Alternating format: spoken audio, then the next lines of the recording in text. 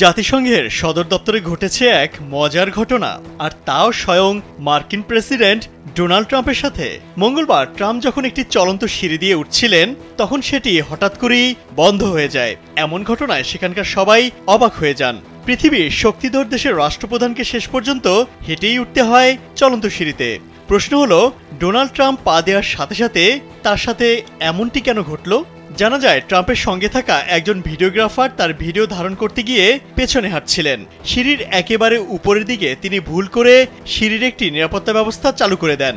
এটি এমন একটি ব্যবস্থা যা কোনো বস্তু বা মানুষ সিঁড়ির ভেতরে আটকে গেলে স্বয়ংক্রিয়ভাবে বন্ধ হয়ে যায়। স্যান্ডেলিনা সো, রূপচর্চায় আভিজাত্য।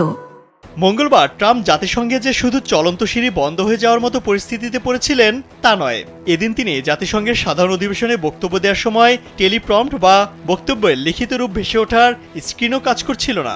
এমন অবস্থায় ট্রাম্প এসব বিভ্রাট নিয়ে ঠাট্টার ছলে অভিযোগও করেন। ট্রাম্প মজা করে বলেন, জাতিসংঘ থেকে আমি দুটি জিনিস পেলাম, একটি খারাপ চলন্ত সিঁড়ি, আরেকটি খারাপ টেলিস্ক্রিন। তবে হোয়াইট হাউসের প্রেস সেক্রেটারি ক্যারোলিন লেভিট এ ঘটনাকে এতটা হালকাভাবে নেননি। ঘটনার পর তিনি সামাজিক যোগাযোগ মাধ্যম এক্সে দেয়া এক পোস্টে লেখেন, প্রেসিডেন্ট ও ফার্স্ট লেডি চলন্ত সিঁড়িতে ওঠার সময় জাতিসংঘের কেউ যদি সচেতনভাবে এটি থামিয়ে দেয়, তবে তাকে সঙ্গে সঙ্গে বরখাস্ত এবং তার বিরুদ্ধে তদন্ত করা উচিত।